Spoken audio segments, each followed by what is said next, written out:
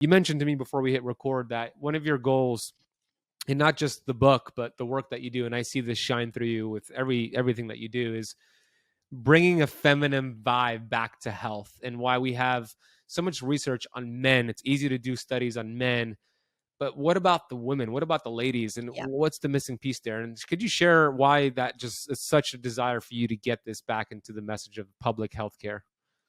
Yeah, here's the thing is that the way that we've been doing healthcare is very linear. It's like you have this symptom, here's the diagnosis, here's the pill you take. And that doesn't work really well for anybody, but especially women, because our hormones are coming in and out in a 30-day period. Even for postmenopausal women, we have hormones that are coming in and out. Whereas men have hormones that are coming in and out in a 24-hour period. So it's almost like when I broke it down, I started seeing that healthcare has really, on so many levels, left women out. I'll give you an example. If a woman goes into her doctor's office and says, I'm depressed, the doctor typically is like, well, we need to get you on an antidepressant. We need to put you on a medication. The doctor doesn't say, why are you depressed? What is going on? And get to that root cause. I feel like that root cause is more of like a feminine thing. Women often are overdoing things. They are working and carrying the load at home. And they are really burning themselves out. And so if a woman walks into their doctor's office and they're depressed, why aren't we addressing the core root of depression? It's something that I really am trying to emphasize, that as women, we have this intuitive way about us. Our moods cycle with our hormones. So many things cycle with our hormones. Cholesterol cycles with our hormones. Glucose cycles with our hormones. So this linear approach doesn't work for us. And this is what I'm trying to bring back, is not just the intuitive, but how do we look at a woman's menstrual cycle as something that needs to be factored into her healthcare? Well, Mindy, they're already taking care of that with, in physical education class. I remember, a male with his whistle talking about all of this. No? Right. Yeah. You've heard me say this before. Like, we got the sex ed talk from the PE teacher with the those shorts that are like baseball shorts that are cut off, whistle around his neck. Literally, that was the talk that so many girls got when they, in the 7th and 8th grade, when their periods start. That's a crime. Like, when a woman starts her period, it's sacred. And we should be helping her understand that lifestyle changes work really well if she maps them out to her menstrual cycle. But nobody's talking about it. It's back to the one size fits all. And I'll give you an example. Women, I'm sure they've seen that women often bitch the week before their cycle. They'll say, I'm craving carbs, I'm craving chocolate, I don't feel like going anywhere. And so, we villainize that. But do you know that there's a reason behind that? Mm-hmm. Like, the carbs, you crave carbs because progesterone needs more glucose. You crave chocolate because chocolate's packed with magnesium, and that can help make progesterone. You feel like you want to be inner because progesterone stimulates GABA, and so it goes into the GABA receptor site, so you're a lot calmer. But we don't talk about that. We don't honor that, and that's what I'm trying to change. So yes, there's a huge gap in women's health, and you're doing a great job filling that gap. So let's talk about your book, Fast Like a Girl, a women's guide to using the healing power of fasting to burn fat, boost energy, and balance hormones. I think we all want that, even for guys. Yes.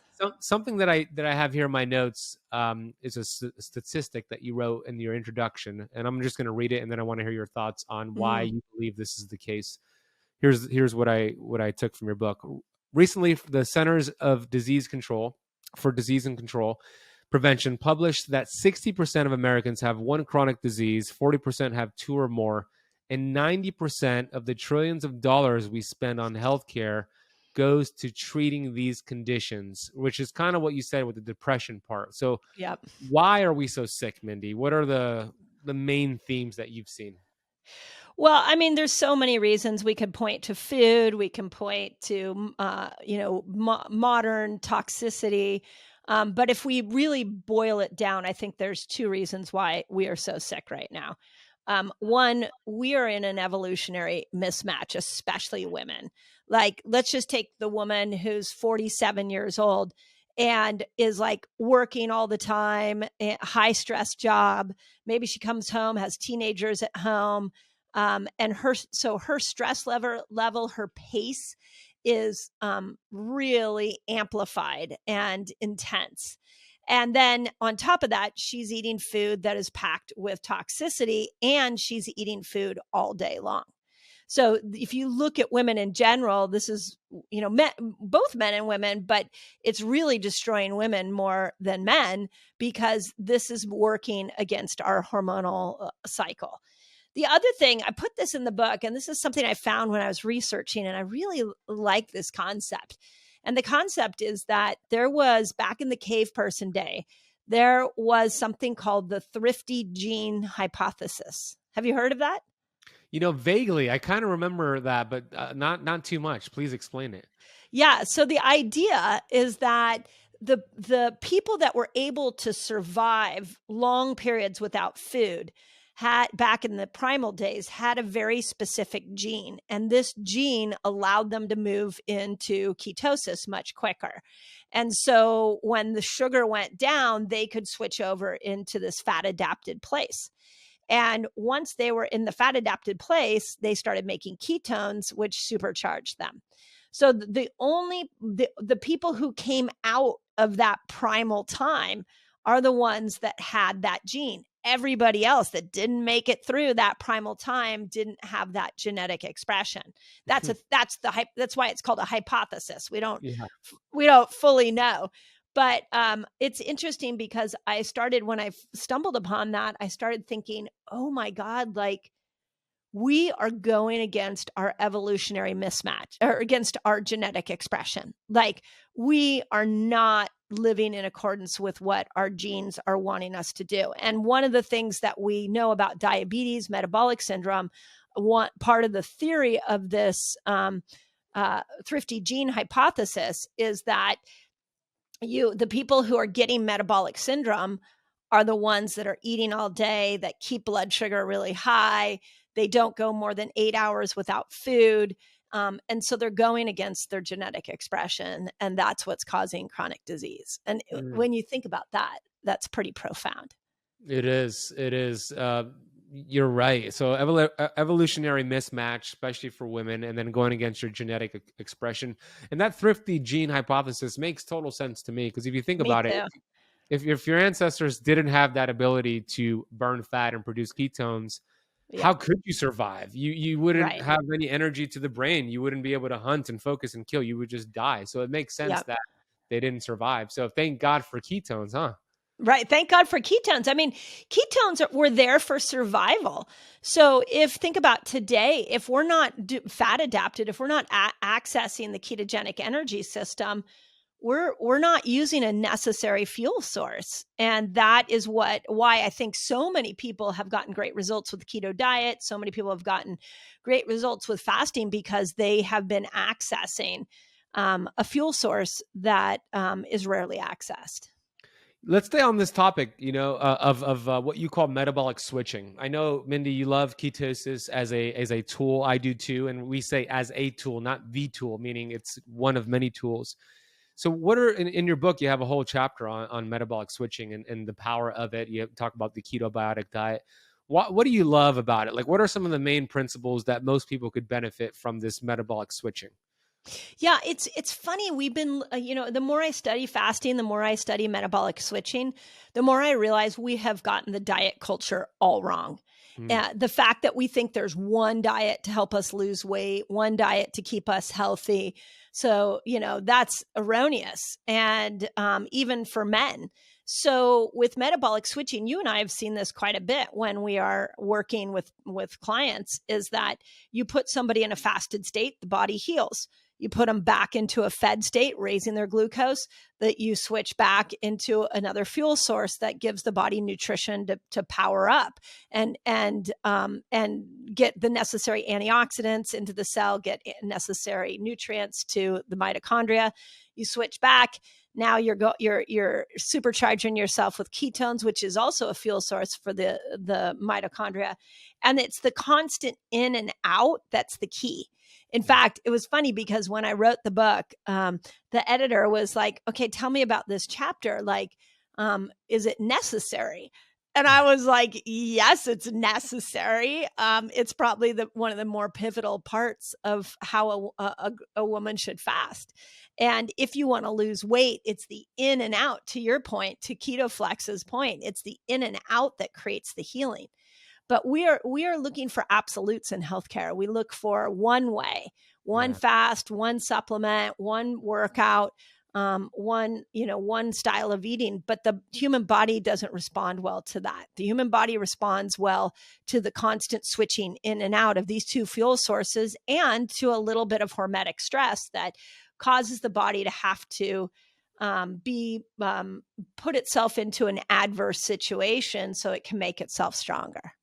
Yeah, and I want to talk more about that, but here I always get this from people. Oh, I've done keto before, and I'm sure you get that with. I've done fasting before, but please, I want everybody to understand there are thousands of ways to do keto and thousands of ways to do fasting. The way that Mindy teaches fasting and metabolic switching, going in and out of ketosis, is different than any other person who teaches it. Honestly, it's a very different approach. So, if you've tried intermittent fasting or keto in the past, please be open to trying it the way that we teach it and the way we're going to explain it today. Yeah. And when it comes to ketosis, it makes sense to me just from studying our ancestors that our ancestors did keto, not because they chose to, be in this keto camp, but because they either had only fat and protein available. So naturally they were burning body fat and they were in ketosis, or they practiced fasting because there was no food, but they didn't do it forever. They didn't find fruit and carbs and say, we don't eat that, we are in the keto camp. They would eat it, right? They would metabolically switch flex out. But also, if you think about what are you sending to your body in terms of, if you've been in ketosis for 2 years and you're excessively doing OMAD, that one meal a day, what are you signaling to your body in terms of what is the environment? What is the status of the environment? Could you explain that? Like if somebody's in this constant survival state, because if you're fasting so much and being in ketosis for too long, what kind of signals are you sending to your body that you're in, and when it comes to the environment? Does that make sense? Did I ask that? Yeah. The right way? Yeah, I think what we have to, the best way to explain this is what happened on my YouTube channel when I first started to explain metabolic switching. We had, when Jason Fung's book came out, The Obesity Code, everybody started losing massive weight. He was, really credited with the one that said, gosh, you know what? Like when we go into a fasted state, we go and find that stored glucose that we stored years ago. And hats off to him for discovering that.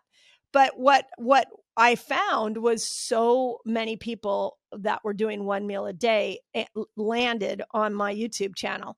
And the reports that they gave were, my hair is falling out, I'm gaining weight now, I have brain fog, I'm getting a rash, like all the adverse symptoms of fasting and the ketogenic diet.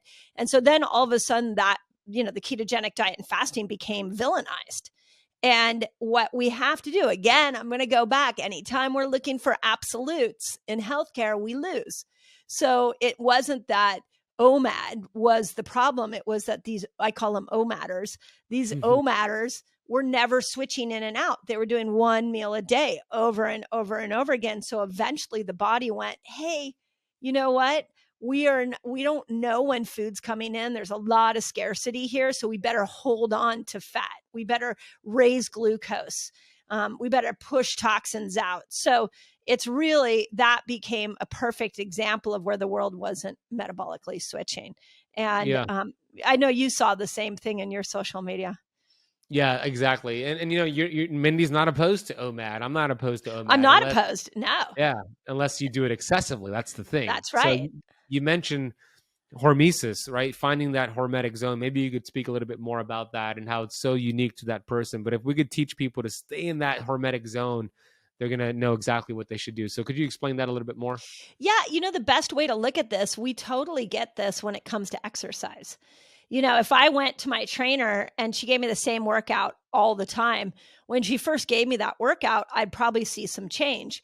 But then after a while, I'm going to get plateau because there's not enough stress on my body to build itself stronger. So it's really interesting. I feel like we've gotten programmed for comfort, and it's really destroying us in this modern world. The idea is not comfort. And anybody who works out a lot knows this. Anybody who's trained for a marathon knows this, that you've got to push right to that edge so that the body adapts and builds itself stronger. I always use the example of like when the pandemic first happened. It was really interesting because in our town, the first 6 weeks, remember, everybody was like trying to flatten the curve. And the first 6 weeks, people were like outside riding their bike. We would sit on our porch and in a rocking chair and say hello to all our neighbors. And there was something beautiful about it because we had never seen people who were, working from home like this and needing to go out. But then we went 12 weeks, 2 years, and it got harder and harder, and less people came out. People were more angry. People were frustrated. A lot of fighting went on. And that's because we just stayed in it way too long. So it's the same thing when you're fasting or you're in keto. If you stay in it too long, you will get stuck. And for women, even more so. Such a great example. In your book, you talk about fasting to reset dopamine pathways. And I think in this day and age, understanding that we have a dopamine resistance problem and having some solutions to it is key. So maybe you could dive deep into some of the things you wrote about in the book when it comes to this issue with dopamine and how fasting could help kind of deal with that problem we're facing. Yeah, this was something I found in the research looking for my YouTube videos years ago, was that there were a couple of different studies showing that when people went into a 48-hour fast, and this fast was actually a controlled fast, so they were checked into a hospital, they only drank water, so they really monitored what would come in, the stimulation of outside dopamine sources were monitored. And what they found was that at the 48th hour, that the whole dopamine system, that whole pathway would reboot and make itself stronger. And super cool. Wow. Super cool, right? And new D2 receptor sites were created. So what is that? So dopamine receptor sites? Dopamine 2 receptors. That is so cool. Isn't that cool? So I decided to try it it's been fun because we have this huge sample group on YouTube. So I was like, let's try this, everybody. Let's see what happens with the 48-hour fast. This was about 5 years ago. And people reported back. They were like, oh my God, like depression gone, anxiety gone, like after the fast. So because it reset that whole system. So I think it's not one that's talked about enough, but I definitely wanted to put it in there because we definitely have a mental health issue. We do. So it's 48 hours that they studied in that study. That was a human study. Yeah, there you go. And then were they doing anything else? Like what were they doing for 48 hours besides not eating? It was a controlled hospital setting. So I think they were laying in a bed, which could have been another, to the theory that the way we reboot dopamine is by boredom. So there could have been a little bit of that, but there was multiple studies, and I lay them all out and cite them in the book. Yeah, that's so interesting. So, hey, that's another benefit to fasting, right? It's like, and here's the thing I would say about studies that I really want to point out.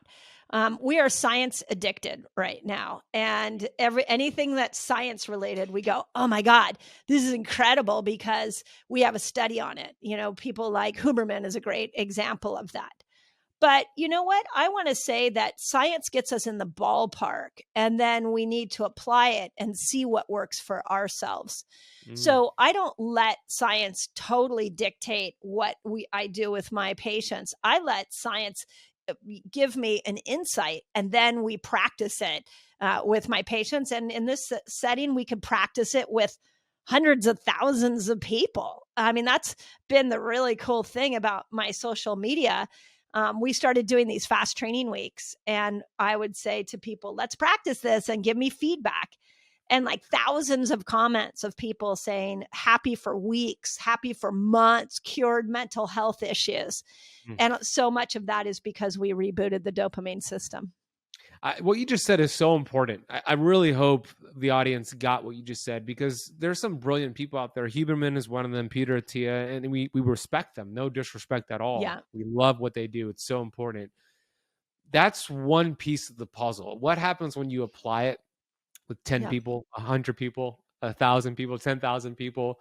It could be a different story. And to your point, right. it usually is a different story. And I do the same thing with my academy students. It's like, this is what it's saying. Hey, let's try this with a group of you. Give me some feedback. And maybe, it matches. This is actually how it works. Or maybe it's the complete opposite, but it isn't until you apply it. So please, when you are hearing these amazing people share these research studies, apply it, or maybe do it with the group and see how it goes. So Mindy, I love that you're talking about that, because it kind of goes over people's heads when they just hear the science. I don't know if you get this, but I get comments on my social a lot that, hey, what do you think about what this person said? And what do you think about what this person said? And what do you think of this study? And I get, as the consumer, it's really confusing.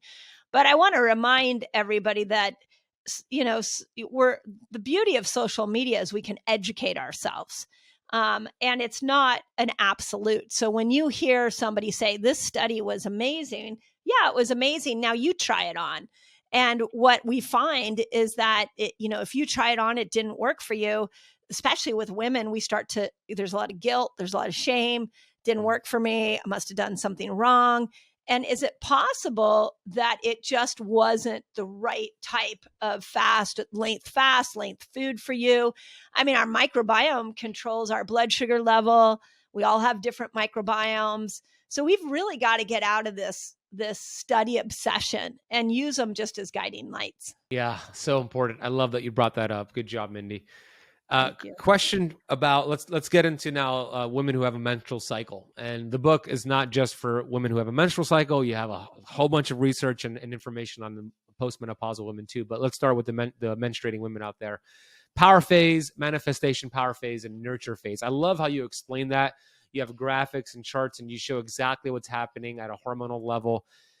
So please share those different stages or phases during a woman's cycle. Yeah, I think the best place to start with that conversation is what happened to me when I started fasting. And I love that story, please. It was like, I was like 45 and I was just fasting all the time. And then I did a Dutch test on my hormones, and my hormones were completely tanked. They were lower than a postmenopausal woman. And I was having some, pretty severe menopause symptoms. And I was discovering that if I cycled in and out of fasting, that it really helped those menopause symptoms. So what I did is I started looking at estrogen, progesterone, and testosterone. And I was like, okay, what are the needs of these hormones? And it's really fascinating. So for example, progesterone, it needs more glucose. So you don't want to be in keto. You don't want to be fasting. You want to raise glucose. Well, that happens right the week before your period. Estrogen does really well, cleans up her act when you do keto and fasting. If you keep blood sugar down, insulin down, you can maximize good estrogen. So you want to, in the front half of your cycle, lean more into the longer fasts and more into keto. And then testosterone really needs to be broken down by the gut. So when we look at what happens during ovulation, we've got to really work on the microbiome, work on the liver, and we don't want to go into too deep of ketosis. Just a little bit is good. So I started to apply that to myself and my cycle. Like, I thought I was going into menopause.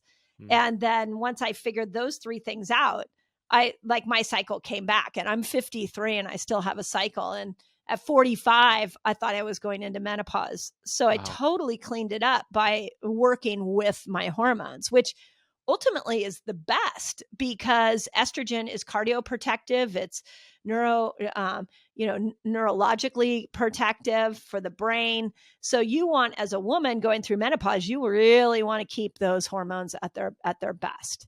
So, Yes. and then what I did is I don't know about you, but all of the follicular, luteal, like I was like, this is boring. We need to make this more fun. And everybody's tripping up on the words. So I decided that we would create power phases where you could power up on fasting and keto. And then during ovulation, I call it the manifestation phase, where you can manifest anything you want. But did you know, not only do you manifest a baby, but you can manifest a new job, you can resolve conflict. You have some serious hormonal superpowers. And then the nurture phase at the back half, the week before your period, I call the nurture phase because women need to nurture themselves. When progesterone goes high, when cortisol goes high, progesterone gets shy. And so she won't come out when cortisol's high or when glucose is low. So there's a whole different strategy. And once I figured it out for myself, then I, again, went to hundreds of thousands of women and applied it and saw that it was a tried and true scenario. And we turned it into something called the fasting cycle.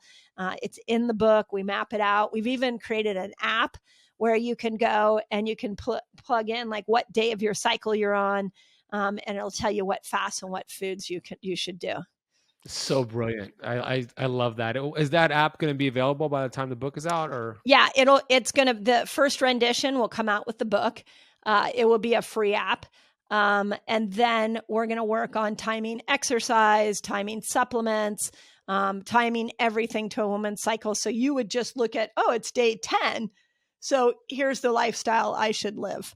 And you'll get a little message on the front of your screen saying. Is it called Fast Like a Girl app? Is that the name of the app? Yeah, Fast Like a Girl. Yep, Fast Like a Girl app. By the time this is out, the app will be out too. That's brilliant. It's so, the way that you explain it, it's easy to remember, right? When cortisol is high, progesterone is shy. Yeah, that makes sense, right? And it's like that. I'm always going to remember that now for the rest of my life. I think the audience will as well. So that's kind of like the way you wrote the book. It's really catchy terms that sticks. I'd love for you to speak a little bit more about estrogen, because there's a lot of things I've learned from you in regards to estrogen and how it communicates with receptor sites in the brain and how it's responsible for like the way you think and how it could, brain fog could be linked to estrogen dominance or not enough estrogen. So I'd love for you to go a little bit deeper into that. Yeah, it's such a good question. So estrogen, we have different types of estrogen. And this is what I really want to point out, that you have good estrogen and you have bad estrogen. And we have villainized estrogen. We assume that all estrogen is bad. But good estrogen, estradiol, will actually go into serotonin receptor sites and start to initiate happiness and serotonin production, just like progesterone goes into GABA and calms you. So when we start to lose estradiol in our 40s and 50s, depression is very common because we're not getting that stimulation of serotonin. So I think that's the most important thing to know, is that estrogen really affects your moods. But the other thing to know is that it's not just one type of estrogen. It's multiple types of estrogen. So we can't villainize estrogen. There are bad estrogens that will make you, can cause cancer. And this is why I'm a fan of the Dutch test, so we can know what it is that you need to do, what type of estrogen you're making. But you can't just look at total estrogen. I had a lab that I was looking at from a patient's mother the other day. And when I looked at the lab, they were like, oh my gosh, she had breast cancer. And the dad was really concerned because estrogen was going really high. And when I looked at the lab, I said, well, we don't know what type of estrogen is going really high. What if the protective estrogen is going really high? And we don't know if the liver and the gut are breaking down estrogen. What if we need to, there needs to be some support for those organs to break estrogen down? So we have to remember that just because you make a hormone doesn't mean you use a hormone. So you've got to metabolize it. You have to break it down. And with estrogen, there's really 3 types that we have to keep in mind. Yeah, and the Dutch test shows you those 3 types, and it shows you the pathway it's going, how much percentage-wise is going down a certain pathway. We love the Dutch test. You're right, Yeah. because just doing a total estradiol or estrogen is not on a lab report. It's not going to give you everything you want to know. So fascinating, the different roles of estrogen. I'm just always blown away by that. Right? Yeah, it's so cool. And we Go ahead.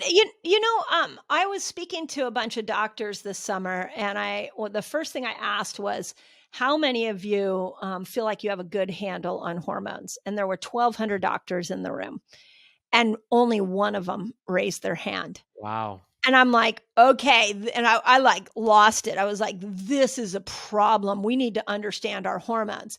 And then about a month ago, I was in a car with a 55-year-old and a 38-year-old and a man, and we were talking about the different hormones. And the man was like, I didn't really know when my wife's hormones come in and out, but it seems like it would be helpful if it changes her personality.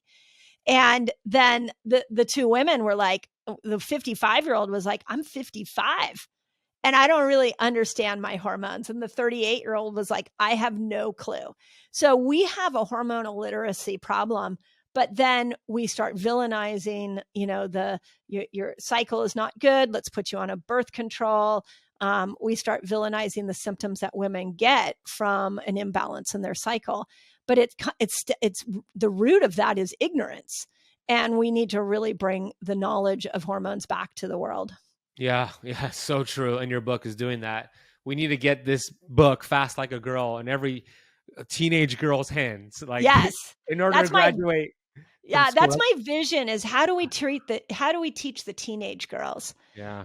I haven't quite figured that out yet, but we got to go to the younger girls. They are definitely under physical, emotional, and chemical stress, and they have no clue. I would say though, like my son is in college, and we were at like family day or family week, and one of his friends who's a woman was sitting next to me, and I asked her, do you track your cycle? And she's like, yeah, I do. So I do think the younger generation is tracking their cycle more than women in my age group did. Yeah, well, they might follow you, Mindy, on TikTok. That's probably why. Maybe. I was so excited for this young woman. I was like, oh my God, you do? That's amazing. That's so cool. Yeah. And it's just, we have to bring the language of hormones back to everything we do, because it controls our moods. It controls our energy. It controls our sleep. It controls how we gain weight and lose weight. I mean, everything. Men too, but men only have testosterone driving them. Women have estrogen, progesterone, and testosterone driving them. Yeah, good point. Fair point. I can't argue that, Mindy. You're right. Let's talk about menopausal ladies out there, because I always get, when we do these conversations, I always get a comment, because we always start with the menstruating women, and then we move on to the postmenopausal women. But so many postmenopausal women are watching, and they're like, what about us? I'm like, keep watching the interview. We'll get to it. Right. So we're here for you. We're not going to forget about you. Mindy will never do that. Yeah. Let's talk about them. I know you've explained this in the past, but what is some of the research and information you put in this book in regards to menopausal women? Well, what I did for the postmenopausal women is I created a 30-day fasting reset, where a woman can go through a 30-day period and make sure that she's nurturing every single hormone, but not time it to a cycle. Women who have a cycle, they will start this fasting reset on the day of their cycle. So for example, if you're on day 9, when you start the fasting reset, you will start it on day 9 if that's your cycle, whereas a menopausal woman will just start on day 1 and go all the way through. And what we found with this reset, it's something I use clinically, that it really balances a postmenopausal woman's hormones out. And one of the things that shocked me was how many postmenopausal women can't lose weight, still have hot flashes, have a lot of mental stress, don't have cognitive abilities, losing memory. And so, I wrote the menopause reset, which was 5 things you should do after 40 lifestyle things. And so this takes it to another level, where now you can go through a 30-day period and really clean up your metabolic system. So I sprinkled a lot of that in there. I think the other thing about menopausal women is that we need to get to know the characteristics of our hormones. So this is what I do as a perimenopausal woman that doesn't really know when my hormones are coming or going, is that if I have a problem focusing, I know I might be low in estrogen.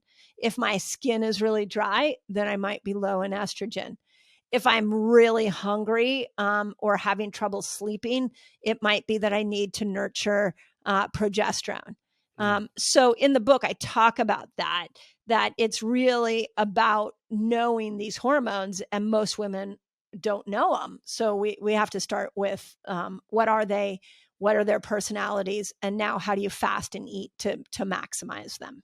It's so good. I love that you're teaching them just with intuition, right? Dry skin, hungry, tired, what that means, just and understanding that from a hormonal standpoint. It's even more complicated, or more challenging, I should say, because a woman who's postmenopausal might have a male doctor who's 60 or 70 years old teaching her what to do about postmenopause, being menopausal and having these symptoms. And they usually just say, Mindy, it's just part of it, right? You just deal with it. Like, what are your thoughts on those type of comments? This is what I applaud the men that are in the hormone field, but it's really challenging for me to understand advice from a man, because a man's not living the ebbs and flows of their menstrual cycle. So just like I would never comment on ED, I don't know what that's like. I don't know what an erection is like. I have, I can tell you hormonally what I think it is, but I don't really know what that feels like. So I feel like the same thing for when men are giving a lot of advice to women, is that there's knowledge, there's science, then there's the knowledge of how to work with your hormones, and then there's embodying the actual flow with your hormones. And when right now so much has been led by men, even like I'm watching so many podcasts right now where they're bringing male hormone experts on.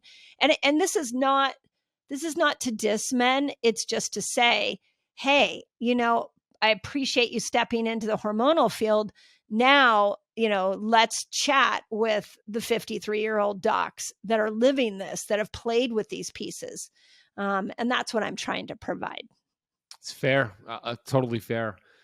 In your book, you also have a section, fasting in specific conditions. And there's a whole, I love how you touched upon every kind of concern or question you probably gotten over your YouTube channel over the years. And I want to touch upon a couple of them that I've seen often with my community. Fasting and hair loss is one of them, right? I've heard people say, I did fasting and I did OMAD and it caused hair loss. What was happening there? Yeah, two things. One, when you fast longer than 17 hours, you can stimulate something called apoptosis, where the cell actually dies because it's such a dysfunctional cell.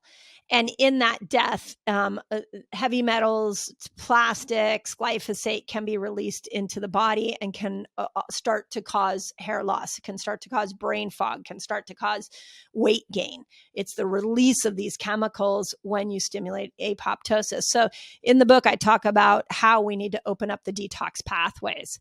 So that's the first thing. The second thing that I'm really seeing more and more in my community is that we have a mineral deficiency. We have an amino acid deficiency. Yeah. And you need minerals and you need aminos to make hormones, including thyroid hormone. So if you go into a fasted state and you're already depleted in minerals and aminos, you may notice that your hair, you start to lose your hair. So start by adding aminos back in, start by adding minerals back in. And then if it continues, you're going to need to look at your toxic load. It's so good. I love that. What about somebody who fasts, but they actually feel fatigued and tired when they fast? Yeah. So fasting is a healing mechanism. So what you're doing is you're making ketones to be able to power up mitochondria. So the mitochondria make energy. So if your ketones if your mitochondria are really sick, and you throw a bunch of ketones at it, it may take some time for that energy to really kick in. So I think it's more a sign of your mitochondrial health. one of the conversations I had with Dr. 𝙎𝙐𝘎𝘎𝘋 years ago was she said that one of the signs of poor metabolic health is that you can't go without food. Mhm. And I, in this journey that I've been on, I'm like, that's exactly right. I mean, when I started fasting, I couldn't go long periods without food. And now it's just as effortless. And my energy is also really, really good. So I think there is something to that as far as the mitochondria goes. We need to know that it's the mitochondria that makes energy. And if you're losing energy while fasting, you have a sick mitochondria. Yeah, that's a great point. I've seen just supplementation with L-carnitine help, short term with that. But of course, Excellent. you want to go upstream and see what's happening there. But yeah, such an important point. And maybe that might happen in the beginning too, as the body's adapting. But if it continues to happen, like you said, it's a mitochondrial issue. You got to figure out what's damaging that mitochondria. Yeah, exactly. What about fasting and supplements? I get that question a lot. What are the green lights and what are the red lights? So with supplements, you always have to ask what you're trying to accomplish with a fast. So if you're trying to accomplish the getting your body into this accelerated healing state, where the body can figure out what it needs to heal, then actually supplements can be a distraction. You're manipulating the intelligence, especially if you go over 24 hours with a fast. So anything over 24 hours, I say leave out the supplements. Now, having said that, a lot of people like to go into these longer fasts pretty regularly. So if you need to take your supplements, just keep them within the less than 24-hour period, because after 24 hours, you're going to hit this incredible innate intelligence marker where the body is healing, and we don't want to mess with that. The intelligence knows what to do, and when we start throwing supplements at it, we mess with the intelligence. A good example, and something that we've talked a lot about, is amino acids and autophagy. So what, if you take amino acids in your fasting window, does it pull you out of autophagy? So I asked Minkoff that, and he doesn't think so. Is that what he told? He doesn't. Yeah, he said the same thing. But it's funny because I just got asked this question on my live stream earlier today, and I said Minkoff said he thinks it doesn't. But I'm not. I want to hear your thoughts. I said I'm not so convinced. I think it's still a good idea to take your amino acids with your meals. What do you think? Well, you have to look at what autophagy is. Autophagy is a glucose sensor system. So when glucose goes down, for a certain period of time, it triggers autophagy. But it's also a nutrient sensor system. So if you're adding aminos in specifically, that's the same nutrient you get in protein. And we know that protein can pull you out of autophagy. So I always say, it can really help. Aminos can really help in your fasting window. So if you're not trying to stimulate autophagy, and every week, every day of the week, you're not, it's not like the goal is autophagy all the time. Yeah. Then you might put some aminos in your fasting window periodically. Yeah, great. I agree. That makes total sense to me. And if you're exercising in a fasted state, then hey, aminos could also be a great tool for you as well. Yeah. What about eating disorders? Somebody who has either an active eating disorder or a history of an eating disorder. What are some of the precautions they should take with fasting? Yeah, I'm super happy you asked this, because this was a big discussion when we put the principles of the book together. We wanted to make sure we address this. And with eating disorders, you definitely need to work with a health coach or your psychologist who understands fasting.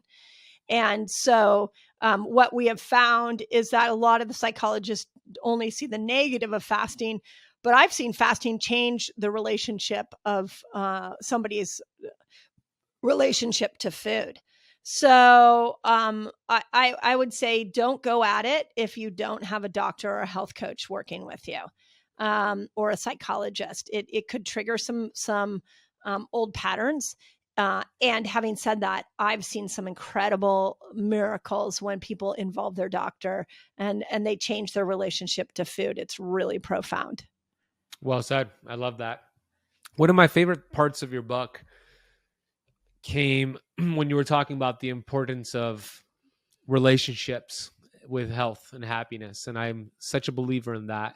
One of the things I have here in my notes, I'm going to read it because I'm sure you don't remember everything you wrote. So I'm going to read it for you, Mindy. I'll do you the Thank you. favor. Thank you. Here's what you said. One of the longest studies ever done on health and happiness proved that positive relationships matter for our health. Harvard University launched an 80-year study starting in 1938 and ending in 2018, tracking 268 Harvard graduates and more than 1,300 of their grandchildren, hoping to see trends of what built a healthy and happy life. The conclusion: tending to your relationships matters most to your health. According to the researchers, these findings show that tending to your relationships is a form of self-care. Subjects who maintain warm relationships live longer, happier, healthier lives. Could you talk a little bit more about that? Yeah. And there was one thing that I really wanted to include in the book, and we're seeing it on social media and in my Reset Academy, is that fasting specifically is done best when done in a community. I mean, we have, and I'm sure your keto camp's the same way. Like we have, people from all over the world popping on a Zoom call, cheering each other on, supporting each other in the fasting lifestyle. And it just warms my heart because it's so profound what that community support will do. And, coming out when I wrote this, it was 21. So 2021, we were just coming out of the pandemic. And I really felt like we needed to bring community back, that we can't lose sight that connection and community is really important for our health. And I think what in this workaholic sort of mentality, we forget that when you're connecting to people, you really are lifting up oxytocin. And when you lift up oxytocin, you start to regulate cortisol. And regulating cortisol helps insulin. And if you regulate insulin, you can regulate your sex hormones. So oxytocin is at the top. And yet, back to the feminine piece of healthcare, we don't give connection and community enough credit. And that study that I quoted was done on men, but it was Harvard graduates that they looked over decades, and they found that the real key to health and happiness was quality of your marriage. So how strong your marriage was, quality of friendships, that really played a key part. And it's the longest study done on happiness. Yeah. So we always want the quick fix. We want the best diet. We want the best fast. But we can't lose sight of the importance of community. So important.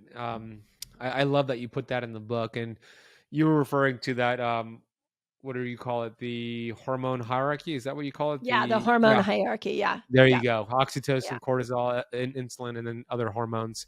So oxytocin is at the top, and you share that when you lecture on stage. I've seen you do that a lot. Yeah. And you love oxytocin. So what are your favorite ways to get oxytocin? Well, I'm a touch person, so I'm a hugger. I definitely like hugs. And I love petting my dog. And I'm a verbal processor. I love connecting with people through communication, oral communication, just talking things through. And I have a lot of friends that are verbal processors too. So I know when we get together that there is an oxytocin lift that really regulates all my hormones. So, and then the other way I like to get oxytocin is nature. And I think getting out into nature immediately puts me in an oxytocin state. To your vitamin G idea, gratitude. I spend 20 minutes every morning in gratitude. Really taking 20 minutes to think of all the things I'm grateful for so that I start the day with oxytocin. And again, we just don't prioritize this enough. And when you look at the hormones, we should be prioritizing this. This is not woo-woo. This is something that is really important that we bring back community, because it will help balance women's hormones for sure, but also men. So important. You're right. A lot of it's overlooked with a lot of people. They hear it and they're like, yeah, that sounds cool. But really, when you do it on a consistent basis, you're going to notice and experience the amazing benefits of getting this oxytocin release. And as you know, of course, Mindy, when your ovaries shut down, the adrenals pick up the slack. So that's really an important time. In your book, you talk about that, to really focus on these oxytocin moments in your life. And gratitude, vitamin G, is one of my favorite ways to do so. There's always something to be grateful for, Mindy. Always. Agreed. Always. You know, there's 150,000 people die every single day. Just knowing that stat and knowing that you're alive and breathing, that in itself is something to be grateful for. Just the fact that we're alive and breathing, the chances of us being born is 400 trillion to 1. Like, how incredible is that? You know, it's just so amazing when you think about it. Yeah, it's amazing. And we don't give it enough. And this is, again, back to why I want to bring the feminine back to healthcare, is there's awe, you know, in an appreciation in how our bodies work. Whereas in the more masculine version of healthcare, we look at symptoms as something that needs to be medicated. And in the feminine version of healthcare, we look at our own internal power. And one of the things we know about that is that gratitude has this hormonal effect on us. And so that's why I put it in there. I was like, we can't lose sight of that. It's so important. I love it. I love that we both share the understanding that these symptoms are a gift from the innate intelligence. It's like, thank God we have these symptoms. Let's find out what's causing it. Why is this check engine light on? It's not something you mask and ignore and medicate. It's something you explore, and it's an opportunity. So I love that. And a couple more things here, because I know you're losing your voice. This is your 400th. I've had a lot of podcasts, but I'm here for you, Ben. I've had a lot of podcast interviews. There's a couple things I still want to cover. So yeah, thank go you, for Mindy. it. In your book, you talk about glycemic loads matter. And I love that. And of course, you know, doing keto is a great way to control glycemic variability. But if you could dive a little bit deeper into what exactly that means, and what are your favorite ways for understanding and testing your glycemic load? Yeah. You know, this is where diets have really failed us. So in the book, I have the 5 failed diet strategies we've applied. And one of them is that we've forgotten how important the glycemic index is. So a great example of this is the diet food you find in your market. You know, even if it's got NutraSweet in it, NutraSweet can spike blood sugar. So you really need to know what these foods are doing to your blood sugar. And the best way to know, you know, you can go look up the glycemic index. You can take a banana and go and type in the glycemic index of a banana, and you can learn. But really, a CGM or some kind of blood sugar reader is the best bet to know what glycemic load of the food is and how your body's taking it in. So I feel like we have lost sight of the fact that different foods have different glycemic impacts. And so you want to get to know what foods impact you. So I'll give you an example. When I first wore a CGM, when I ate protein, my blood sugar spiked. But then after I'd been fasting for a long period of time, a couple of years, I put another CGM on, and I would eat a big thing of protein and my blood sugar would drop. So why was that? And it was changes in the microbiome, healthy mitochondria. So we need to get to know our food and how it impacts our glycemic index, which is just really our blood sugar. Yeah, so important. A CGM is a terrific tool, continuous glucose monitor. And if you can't get that, because it's out of your price range or whatever, you know, getting just like a finger prick, those are very affordable to just really understand. You would test before you break your fast, and then an hour after eating, 2 hours after eating, understanding what that postprandial glucose looks like. It's just so important. It's not something you have to do forever. Just get a good understanding, and you can biohack your health in that aspect. So I think that is super important. In your book, you also have a whole bunch of recipes. How did you come up with those recipes? Did you design them yourself, or did you work with somebody on that? Yeah, it's a great question. So it's a mishmash of home recipes. And we hired somebody to make, there's 50 recipes in there. The chef that we hired made 25 of them. They're really good. And then we put our tried and true 25 in that we use all the time. And part of what I really wanted to put into the book was breaking your fast recipes. Like, what would it look like to break your fast? So we put some examples of that. I have a concept I call the 3 Ps: polyphenol, probiotic, and prebiotic foods. I think it's a great way to break your fast. And we've got some smoothies in there, which is a good entry into your eating window. And we've got some chia pudding and things like that, yes, you can break your fast with, and it's a health food. Yeah, that looks good. And I love how when you in the chapters that you were talking about, like the 3 Ps or healthy fats, you also have bullet points of your favorite, polyphenols, favorite probiotics and prebiotics, and your favorite fats. And very easy to understand and read. And you could just kind of just take that to your grocery store, and that's Yeah. what you should be eating. There's also a good heavy focus, and we won't get into this now. We've gotten into it in the past, but there's a good focus on environmental toxins and the role of that. I know that you cannot leave that out because that's No. all what we're about. So Yeah. it's just a comprehensive, incredible book. What are you most proud about when it comes to this book, Mindy? Oh, I think I'm the most proud that we finally have a fasting manual for women. It's a combination of 6 different length fasts. So no book out there has 6 different length fasts. It's also, the work I've been doing for the last 7 years, answering YouTube questions, watching what works for women as they apply the different fasting techniques. So it's those women on my YouTube channel, on Instagram, my resetter group and Facebook, like those are the women that gave me feedback, and we were able to see what was going on. So I feel like this is really not just my words. This is a collective accumulation of what women are experienced with fasting, and every question I've ever had, what I've seen work, what I haven't seen work. So it was just, I was telling somebody the other day that when 𝙎𝙐𝘎𝘎𝘾 and Dave Asprey came out with their books, this was a couple of years ago, Dave did a whole chapter on women. And I was like, okay, good job, Dave. This is awesome. And when I read the chapter, there was no real explanation of how women should fast differently. It was just that, women should fast differently. And then 𝙎𝙐𝘎𝘎𝘋 came out and said, well, we need to be intuitive with our fasting, which is definitely a feminine part of fasting for sure. But there was no book that, had these 6 different fasts. So what Hay House saw was that we needed a go-to manual for women. And, Cynthia did a great job with her book on 16-8. But now what happens if a woman wants to go longer? Like, what do we do? So we really needed this manual. So I think I'm the most proud of the fact that women needed it. And what I was concerned about was that women would shy away from fasting. Their doctors would tell them they shouldn't fast. And I wanted to explain all the reasons why fasting like a girl is actually going to balance your hormones.